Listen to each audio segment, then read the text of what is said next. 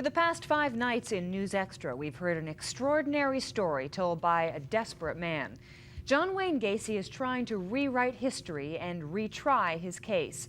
Tonight, Gacy's story focuses on the house on Summerdale. For years, it was his home. As Channel 2's Walter Jacobson is here to tell us, it is the center of Gacy's case and all of his alibis. Walter? Linda, as you know, it was the house on Summerdale that he buried 26 of the 33 bodies. It was his home and his office as well, and he now says there was so much going on inside that house that any number of people could have been involved.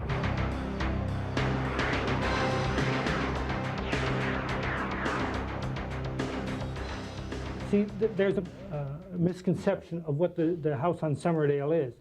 It's not a house where you work 9 to 5 and come home, and it's like a house where you live in. The living room was the private office section. One of the bedrooms was a terrarium. The kitchen was more like a fast food kitchen. He's painting a picture of a busy place, but conveniently omitting the crawl space, which he divided into plots like a cemetery, numbers 1 through 26, 6 feet by about 3 feet and 1.5 feet deep. That was under the house. Up above 8213 West Summerdale was not only where Gacy lived, as he says, but headquarters for his company, PDM Construction, and a flop house for PDM employees, upon whom Gacy is now laying the blame for the murders. We have always contended there's others involved. At the time of my arrest, there was 4 other suspects. 3 of the suspects that we knew that they knew then was Michael Rossi, David Cram, and Philip Paskey, all employees of PDM Contractors, all with keys to the house on Summerdale.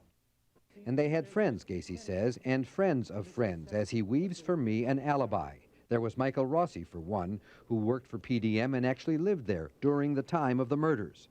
Gacy and Rossi socialized in the house with Johnny Zick, victim number 3, the night he was murdered. I met him the night he was killed because I met him with Michael Rossi.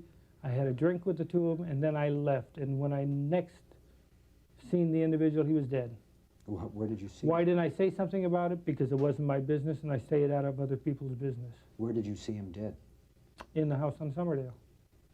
And did Rossi tell you who had killed him? No, Rossi didn't say nothing. Rossi was sleeping on a couch. I just left. And how did he get buried? Do you know? He was buried in the crawl space. When I come back, he wasn't there. So, Walter, that's your guess as to who put him in the ground in that. Gacy finds a corpse in his living room and doesn't say anything because it's not his business? Well, if you don't believe that, he has another story about being so high on drugs he didn't know what he was doing.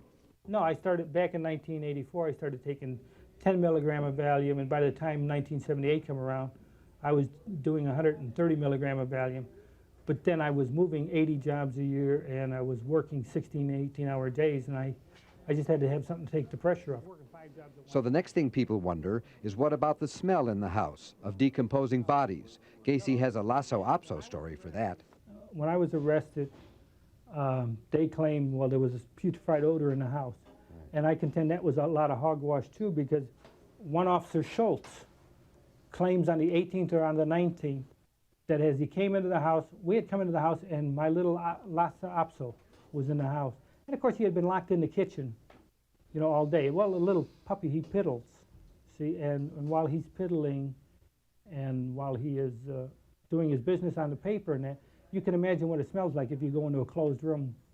And when the heat came on, as soon as the heat came on, it'd give you, you know, that strong feces odor. Or if not the dog, maybe just the house itself. How about the sump pump? You know, I found it as odd when we bought the house that a house with a crawl space would need a sump pump. But then I learned the first time it rained that this ground gets wet under there, and then the crawl space actually floods up to 1 foot deep in water. And then as it recedes, it puts out a musty odor. There was always a musty odor in that house. These excuses, and the ones we've heard all week, are the bases for Gacy's appeals, which are expected to go on for another 2 years, maybe 3, before his death sentence is carried out. What have 13 years of thinking about that done to John Gacy? Nothing, he says, nothing at all. I'm just as lovable and jokeable as I was back then. You know, I don't sit around worrying about the death penalty or things like that, no. How could you not? If you believe you've lived your life the right way, then you do not have nothing to fear, in my case. You're not worried about facing God? No.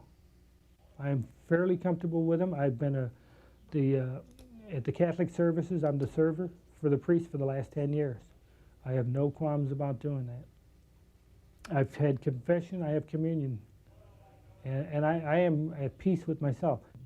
That's what he says, that he's at peace with himself, but he seemed to me, to be highly agitated and very frightened about death. He says he's religious, so how could he not be afraid of death or what'll happen to him after death? Clearly, John Gacy's afraid enough to be doing whatever he can to avoid his execution, making up new excuses, denying his involvement, trying now to involve others, anything to open his case and prolong his life. But given the facts of the case, no matter what he does, it won't be enough.